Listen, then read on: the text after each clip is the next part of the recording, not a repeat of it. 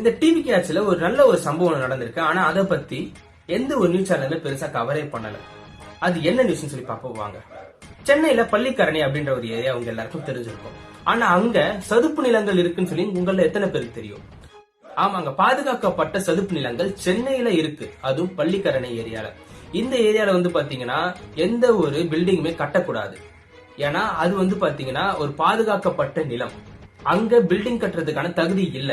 ஆனாலும் பிரிகேட் குழுமம் வந்து பாத்தீங்கன்னா போன ஆட்சி காலத்துல, அதாவது டிஎம்கே ஆட்சி காலத்துல அங்க பில்டிங் கட்டலாம்னு சொல்லிட்டு அப்ரூவல் வாங்கியிருக்காங்க. அதாவது இது எப்படி வாங்கினாங்க அப்படின்றதும் இங்க ஒரு மிகப்பெரிய ஒரு கேள்விக்குறி. அதை இந்த டிவிகே ஆட்சி என்ன பண்ணிருக்காங்கன்னா அந்த அப்ரூவல் வந்து கேன்சல் பண்ணிருக்காங்க. அங்க பில்டிங் கட்டுறதுக்கான தகுதி இல்லைன்னு சொல்லிட்டு கேன்சல் பண்ணிட்டாங்க. இது வந்து ஒரு வரவேற்கத்தக்க ஒரு விஷயம்.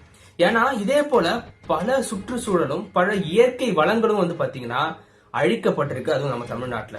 முக்கியமா மலைகள், ஏரிகள், இந்த மாதிரியான சதுப்பு நிலங்கள் இது எல்லாமே அழிச்சிட்டாங்க. மிச்சம் இருக்கக்கூடிய 1-2 தான் இப்ப இருக்கு, அதையும் அழிக்க பாக்குறாங்க. அத இந்த டிவிக்கு ஆச்சு காப்பாத்தும் அப்படின்னு சொல்லிட்டு நம்ம எல்லாம் ஒரு நம்பிக்கையோட இருக்கலாம். ஏன்னா இப்போ வந்து இது வந்து 2000 கோடி ரூபாய் ப்ராஜெக்ட். இதனால தமிழ்நாடு அரசுக்கும் ஒரு வருவாய் வந்திருக்கும். ஆனா அதை பத்தி கவலைப்படாம இதை வந்து பாத்தீங்கன்னா அப்ரூவல் கொடுக்கல அப்படின்னும் பொழுது இது வந்து ஒரு நல்ல செயலா தான் நான் பாக்குறேன். இதே போல உங்க ஏரியால அழிக்கப்பட்ட இயற்கை வளங்கள் என்னென்னு சொல்லிட்டு கமெண்ட் செக்ஷன்ல சொல்லிட்டு போங்க.